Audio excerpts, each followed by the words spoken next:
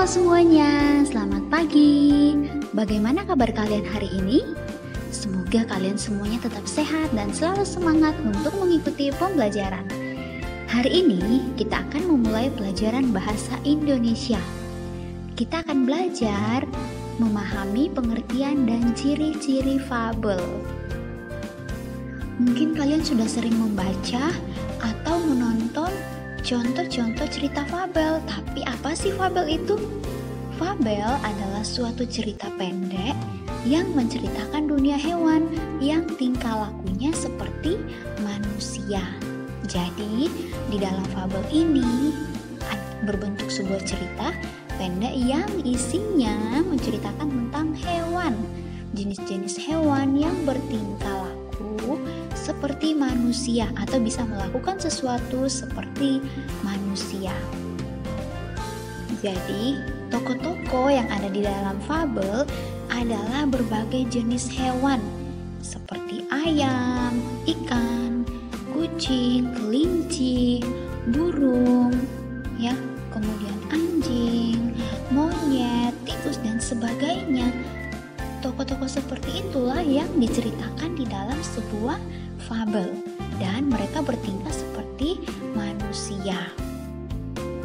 Nah, sekarang kita akan melihat ya cerita di dalam fabel.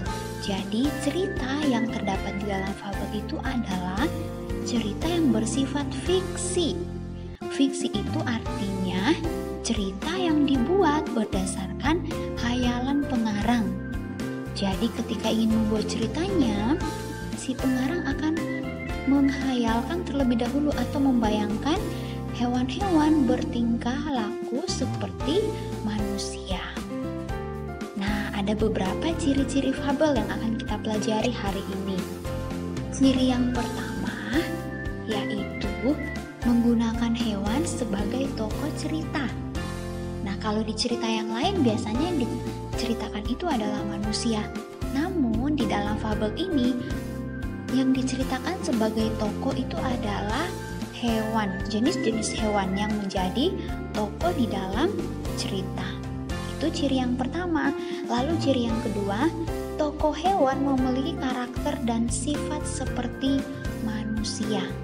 Jadi di dalam fabel ini hewan-hewan yang diceritakan itu memiliki karakter atau sifat seperti manusia. Misalnya dapat berbicara, dapat menyiapkan makanan, atau misalnya mengangkat sebuah benda.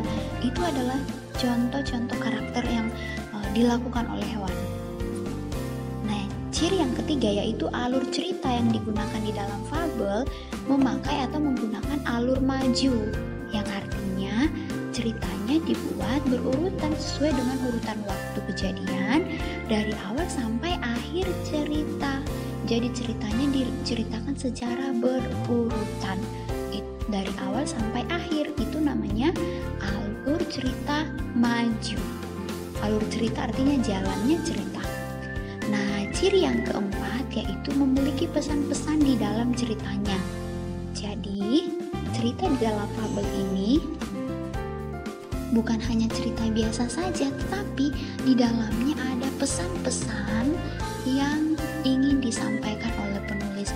Ada hal-hal yang dapat kita pelajari di dalam sebuah fabel atau pesan moral. Oke, sampai di sini dulu pelajaran kita hari ini tentang fabel. Sampai jumpa di video pembelajaran selanjutnya. Jangan lupa klik subscribe. Oke, terima kasih semuanya.